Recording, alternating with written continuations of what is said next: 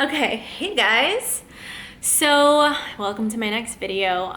Yes, I'm wearing the same exact outfit as the last video because I am recording this right after I made the last video.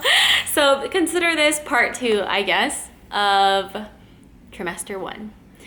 I didn't realize that there are so many things to talk about in the first trimester of pregnancy, so that's kind of why I decided to split it up. But anyways, so in this video, I kind of wanted to talk about picking the baby's name and listening to different people's advice on pregnancy and your first appointment at the doctor. So, okay, diving right in now. So a lot of people, I feel like, pick their name the baby's name at different points in the pregnancy. I know people who have already picked the name right off the bat, like from even before they even got pregnant. Heck, some people have even picked the name even before they found their significant other and stuck to it. I mean, that's pretty amazing.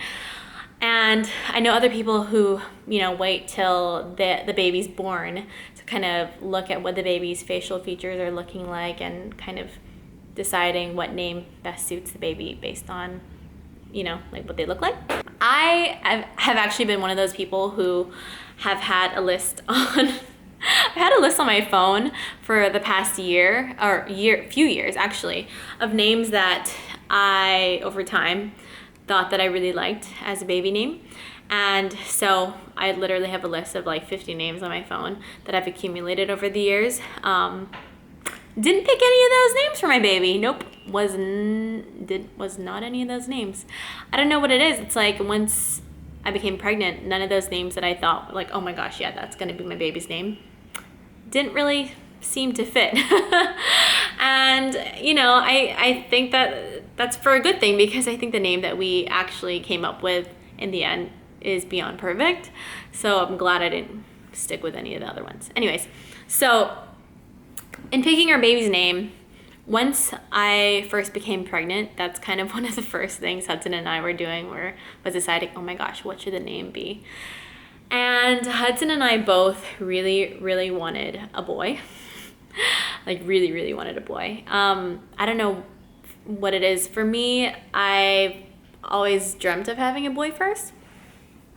I don't know why. I think it's because I like the idea of, if I were to have a second child and if she were to be a girl, I like the idea of having that like big brother kind of thing for the second child. And also, I mean, to be honest, I don't really know why exactly I wanted a boy other than that. I just maybe had a really strong feeling that it would be a boy. So yeah, we were pretty much only picking boy names. And what we knew we wanted was we wanted it to be one syllable, a one-syllable name. Which is interesting because Hudson's name and my name are both not one syllable. But for some reason, I don't know, we really thought that a one-syllable name for a boy would be beautiful. I say strong. One-syllable names are strong. That's my thought process on that. So we were kind of just bouncing around ideas here and there over the next couple of weeks after finding out I was pregnant. And then I think maybe 2 weeks into me knowing that I was pregnant, I woke up one night in the middle of the night, and I woke up and I was like, oh my gosh, I have the perfect boy name. Are you ready to hear it? And then I said the name, and luckily Hudson was like, yeah, that is absolutely perfect. It's perfect for us. And oh my gosh, yeah. So after that, we just didn't even bother thinking of other names. Like, that was the name that we wanted. So the name, in case you don't know, because I already announced it on social media and everything, but in case you don't know, the name that we decided to name our baby boy is Blue, B-L-U, Blue. And his middle name is going to be Rain, R-E-I-G-N. So Blue Rain Taylor, that's his name. And we are absolutely obsessed with it. But the reason why we chose the name is very symbolic. It's because, throughout our lives and throughout our relationship together, Hudson and I, we've always been obsessed with the color blue. It's been a constant in our lives and our relationship, in that, I mean, obviously we're both from Hawaii, and so we're used to seeing blue skies and blue waters and being comforted by that. But we've also moved around for majority of our 11-year relationship so far. For most of the 11 years, we haven't been in Hawaii. We've been either traveling around the world or living in LA or New York, or basically bouncing between LA and New York. And, you know, coming from living on an island, it was very overwhelming at points to be living in big cities or to be living in apartments where you couldn't see the water, or you didn't have access to beautiful warm water as easily. And so what we kind of used as something that reminded us of home, or something that we were comforted by, was looking out and seeing the blue sky, or going out, driving out to whatever beach there was and watching the sunset and seeing that beautiful dark blue color that would hit the ocean right before the sun was setting. And just like right now, if you see, I mean, the sun has already set here, but yeah, this is kind of the color that we were just always mesmerized by, and it's Hudson's favorite color. And as a photographer, if you follow his photography work, then you know that it's a color that he thrives on a lot, is blue. Whether it be backdrops in studio or just like his outdoor stuff, always has some kind of blue in it, normally. So yeah, it's a color that we're drawn to. So we just love the name. And we, you know, originally we were like, well, BLUE, but then we want it to be a little more unique. And so we decided to drop the E, and I think it looks better that way too. And no, it has nothing to do with a certain celebrity's child's name, so please do not think that. But yeah, I mean, we thought that the one-syllable name, BLU, blue, was perfect for us. And the reason why we picked Rain as the middle name is because rain, an actual rain, like the weather rain, has been something that's also been a constant in our relationship in a positive way. Hudson loves the rain, like loves thunderstorms, loves anything to do with rain. He's one of those people who, anytime in Hawaii and it's raining and people don't want to go outside, he's just like, I want to go outside and just like lay in the rain. And and he just loves it. And we've had a lot of really fun memories throughout the years in the rain. We've had really hilarious workouts and runs in the rain. We've had, a lot of really romantic moments in the rain. So that's kind of a word that we love as well, but we thought that the spelling of REIGN was more suitable for us, and honestly, I think aesthetically it looked better. So that's kind of why we chose Blue Rain Taylor. So, by the way, if you're not already, follow him on Instagram at Baby Blue Taylor. Baby BLU Taylor. That's our baby's Instagram. So yeah, just thought I'd reserve that already prior to him even being born, but 2019 nowadays. So that kind of covers the name picking thing, but word of advice for all of you expecting moms, or maybe you're not expecting yet but will one day have a child and we'll be picking a name. Word of advice is, I think that you should really think about what name would be a name that really symbolizes you as a couple, you with your significant other, or you as a person. Something that has a meaning, not just like a name. Because every time I hear the name Blue, anytime anyone else refers to my baby with his name, it just really brings warmth inside of me, and it makes me really happy, knowing that it is so symbolic. And so I would highly recommend that you do the same. Okay, what to expect at your first appointment. Okay, so I think I touched a little bit on this earlier, but Hudson and I haven't been to the doctor in years. Like, I actually can't remember the last time I've been to a doctor. We're just, as I said, we've been very, very healthy. We've been so blessed with our health for the past few years, and we haven't had the need to go. But with me being pregnant, obviously I have to go to the doctor. I have to have an OBGYN. So once I became pregnant, and obviously I'm living here in Los Angeles, I wanted to pick an OBGYN that, you know, was legitimate and was going to be the right fit for me, which I found to be kind of hard, to be honest. I reached out to a bunch of my mom friends in LA and asked them for the recommendations. I reached out to a bunch of my girlfriends in LA who have OBs, and, you know, I compiled a list based on their recommendations, and I called like at least 20 of them. None of them were accepting. Yeah. It's actually kind of hard to get an OBGYN out here, at least.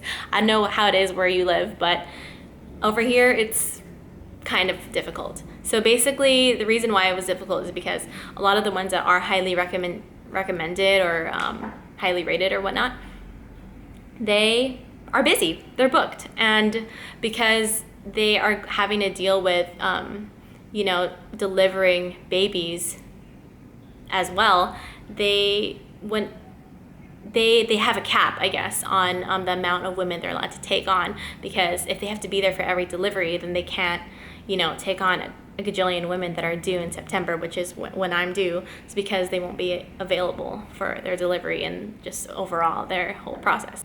Yeah, and so I probably called at least 30 people, 30 different offices before I came across one that, first of all, was accepting new patients. Second of all, accepted my insurance. Third of all, that they obviously had great reviews and were highly recommended. And fourth of all, had an office receptionist or you know, whoever it is who seemed friendly and helpful. Because I did come across a few that were, you know, accepting patients and whatever, accepted my insurance and everything, but they sounded rude over the phone. Like their receptionist sounded rude or like not helpful or not knowledgeable. And to me, that is a turnoff. And even though they're not technically the ones who are examining me and, you know, what have you, I just feel like it is part of the overall experience. And so yeah, I quickly nixed those, and then I finally found the doctor that I have been seeing. Not sure if this is like a breach of confidentiality or whatever to say her name, but anyways, I found my OBGYN and I love her. She's very responsive and the offices are so great. All the receptionists are so beyond kind and helpful, and the people who do my my ultrasounds are just so hilarious and knowledgeable, and I love them. So I really lucked out with that, and I think it's very important to find a great fit for you for that. Okay, so anyways, to talk about what to expect in your first appointment, because I didn't know.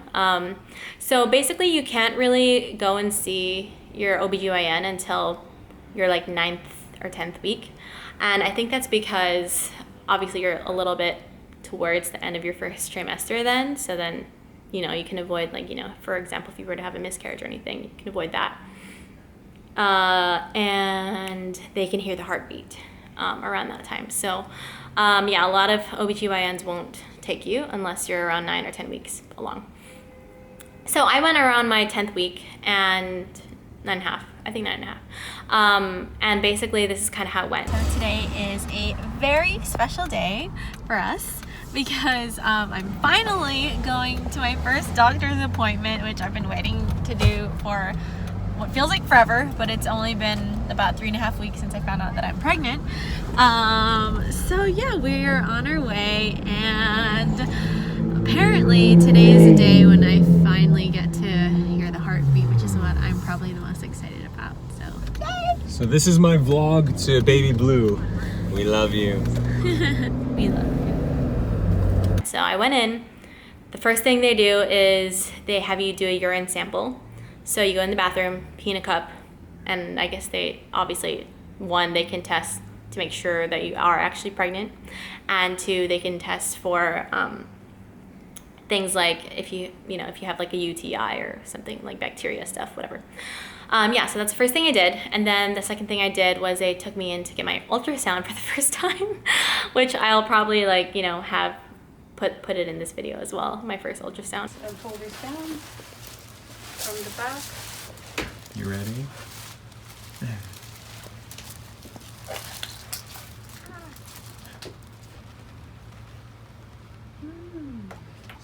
something. Oh my gosh. Oh my gosh. Yay, look, babe. Yeah, I could see.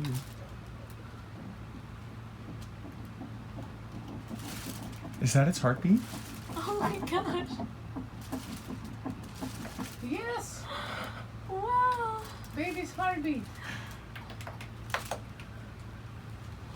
You say he's. You already know it's a boy. We're hoping. Alrighty. We'll see. Oh my god. Yeah, isn't that something?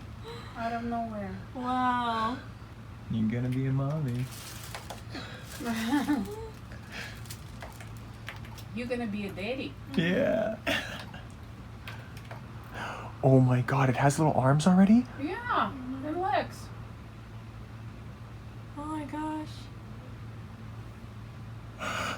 It's moving. Oh my gosh, it's moving. Mm-hmm. That's amazing.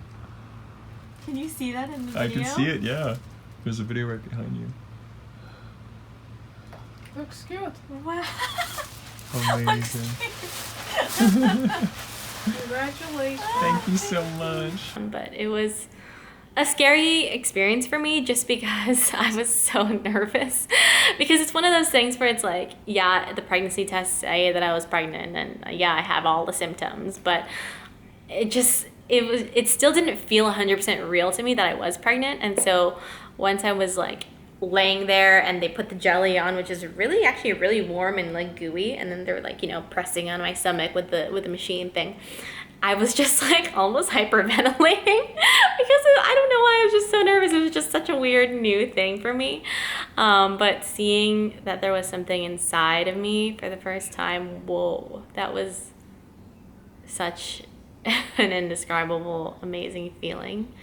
And it is a miracle, you know. It's you created something. There's something living inside of you, and it's just beyond amazing. So yeah, that was amazing.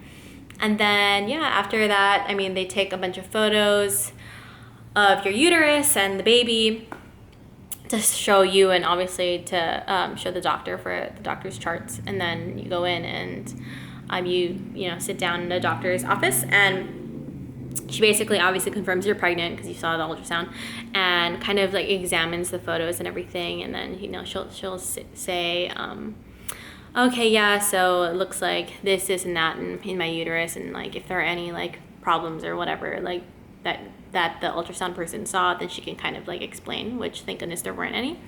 And what else? Oh, okay, then they take your weight, and she tells me all the things that, you know, you have to avoid when you're pregnant in terms of like eating wise and drinking wise, and all the things you should be doing, should not be doing, and so on and so forth. Which, I mean, honestly, I already knew before going in, because who doesn't do their research about what you're supposed to and not supposed to do when you're pregnant once they find out they're pregnant? Anyways, so yeah, it was kind of just like a reassurance on that end. And then after that, I had to have my blood drawn, which was not my favorite because I'm not one of those people who can stand seeing needles and everything. But anyways, so I had to get my blood drawn for a few different reasons. I think they took like at least 5 tubes from me. But one of them was, and this is, by the way, this is optional. I forgot what the test is called. I think it's NIPT. Yeah, NIPT, I'm pretty sure it is. Which is apparently it becomes mandatory when you're a high-risk pregnancy, which I think is age 34 and over. But because I'm under that age, it was optional for me to take it, but I did it because, I mean, for multiple reasons. So basically what the test does is the blood test examines the following. It examines an array of different abnormalities that the baby could have. And also it determines the gender, which is crazy that they can find that out at 10 weeks, like so beyond crazy. So yeah, I took that because I really wanted to know the gender. And because, yeah, I wanted to know about any possible issues or problems or abnormalities. And so I did the test, but the results didn't come in until I think like a week or week and a half after. So my doctor would call me after that, and so she, of course, thank goodness, what she told me, obviously, that, you know, there were no abnormalities, that the tests came out great, flying colors. everything, like I look completely healthy, yada yada, which is awesome. And then thankfully, before she told me the gender, she asked me if I wanted to know the gender, which I quickly was like, no. We didn't want to know because we wanted to have a gender reveal, which we did have, and it was amazing. And I highly, highly recommend that any of you do a gender reveal rather than finding out just on the phone with your doctor, like, oh, it's a boy, or oh, it's a girl. It's so much more exciting to do it through a party. So yeah, that's kind of what happens in the first time that you go and see the doctor. And yeah, I'll probably obviously add the gender reveal video to this channel as well, so you can go and watch that if you're interested. And other than that, I think that's pretty much it. See you next time for my second trimester video.